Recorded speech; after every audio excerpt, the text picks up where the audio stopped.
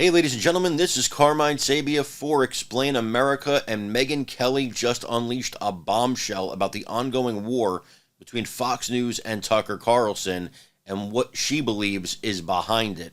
Folks, before we get started, I want to ask you to please remember to like, comment, share, and subscribe. That kind of stuff really helps us out, and it really helps to bring the conservative message to more people because they get to see our videos more. So you guys helping, that really helps us, and we do so appreciate it. Folks, Megyn Kelly was on her Sirius XM show, The Megyn Kelly Show, where she talked about Irina Briganti. Now, she's the Senior Vice President of Communications for Fox News. And what she said was that Miss Briganti was launching a slow drip, drip, drip war against Tucker Carlson. But more importantly than that, that Fox News and Miss Briganti are losing. Now, Megyn used some strong language in describing Briganti, who she has also dealt with. And she said that everybody at Fox News hates this woman, and that this woman equally hates Tucker Carlson, which would explain like I said to you in yesterday's video, how did this video get saved? Why would it get saved? Who would save it? And then why would you leak it to Media Matters for America, a far, far, far, far left news organization whose mission it is to destroy Fox News? Why would you do that? What is the plan? And if you remember yesterday, I said to you, it feels like there was some kind of sabotage here. Well, now Megyn Kelly is shedding light on what I said yesterday and seems to be going along with my hypothesis on this. Now, let's take a look at this and see what Megyn had to say. I want to say again, it's a little colorful language in here, so be careful for that. She does drop the F-bomb, so again, be cognizant. Meanwhile, Media Matters for America, which I'm sure you know, Haya, its whole existence is to hate on Fox News. And now more broadly conservative media, now that Fox doesn't have the monopoly it once did. Media Matters for America releases another mysterious outtake of Tucker on set, speaking frankly. This happened last week. 2 videos were released. By whomever could it be, Irina? To the New York Times, saying in one he called a woman yummy. We have zero idea the context. It could have been his wife for all I know. Zero idea. And one, he said something like, well, my postmenopausal audience still find me attractive in this outfit. Meanwhile, when I reported this last week, all of my postmenopausal viewers, because I have a lot of them, wrote in like, yes. And none of us is offended by that, even in the least. So nice try, Fox, but you tried and failed. So they first leaked to the New York Times. This is my supposition for the record. It hasn't been yet confirmed, but I know it's them. And I know it's Irina Briganti, who runs comms and hates Tucker. Sorry. She hates his guts. And it's mutual. He doesn't like her either. None of us do. Nobody likes Irina. Now, if you want to go farther left from the New York Times, you'd have to go to Media Matters for America. And they, without comment, post the following bit of Tucker complaining about what a hot mess Fox Nation is. On his set, he's not on the air. And they're trying to get him to dress differently for this interview. And he doesn't want to do it. He's kind of asking why we should be prioritizing his dress and his interview for the Fox Nation situation as opposed to his primetime show, which he wants to dress for. Here's part of the exchange. I don't want to be a slave to Fox Nation, which I don't think that many people watch anyway. But nobody's going to watch it on Fox Nation. Nobody watches Fox Nation because the site sucks. So I'd really like to just dump the whole thing on YouTube. But anyway, that's just my view. I'm just frustrated with it's hard to use that site. I don't know why they're not fixing it. It's driving me insane. We're working like animals to produce all this content, and the people in charge of it, whoever that guy's, whatever his name is, they're ignoring the fact that the site doesn't work. And I think it's like a betrayal of our efforts. That's how I feel. So of course I resent it. All right, so let me tell you what this is about. I was talking with Melissa Francis, who came on this show last week and was a longtime Fox vet too. We talked about how the mission now has to be Tucker's audience can't go with him. These numbers at 8 p.m. are disaster for Fox. And Tucker cannot go to Newsmax, which has offered him big numbers, according to reports.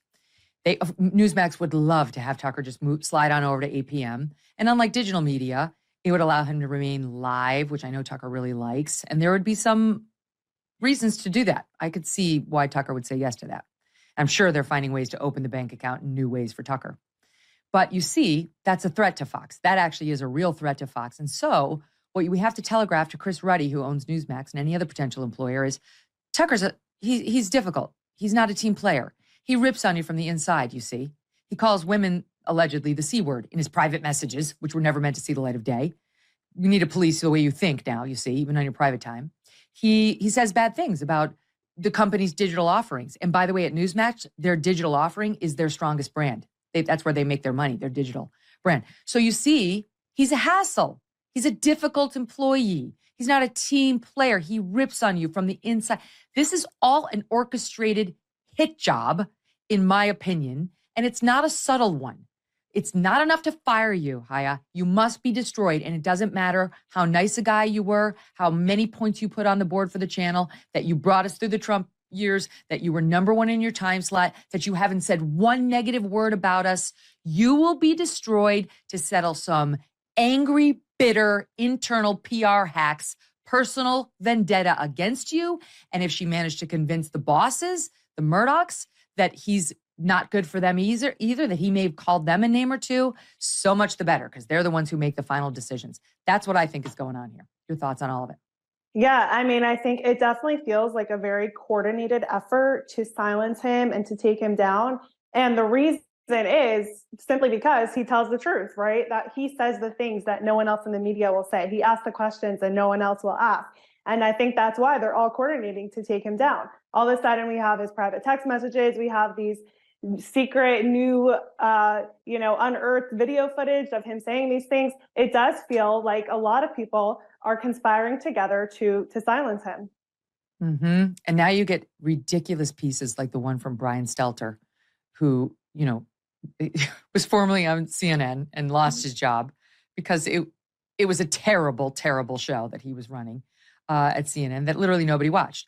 He writes a piece saying Tucker and Don Lemon are texting one another.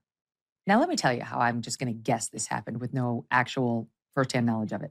They're both being represented by my lawyer, Brian Friedman, because he's a pit bull and he's awesome, because of their media personalities and dogfights with their companies who have all the power. And so they're trying to find a power broker to represent them. And I guarantee you, Don Lemon said to Brian Friedman, do you have Tucker's number? I'm going to shoot him a text. Solidarity. They both got, there's zero chance Tucker ever asked Brian Friedman for Don Lemon's number, zero. And Tucker, being the gentleman he is, I'm sure received the text and they had a word or two about both getting fired and how disgusting our industry is. That's fine. But Brian Stelter actually reports this like they're now doing each other's hair in braids and is having sleepovers and, doing seances together, light as a feather, stiff as a board.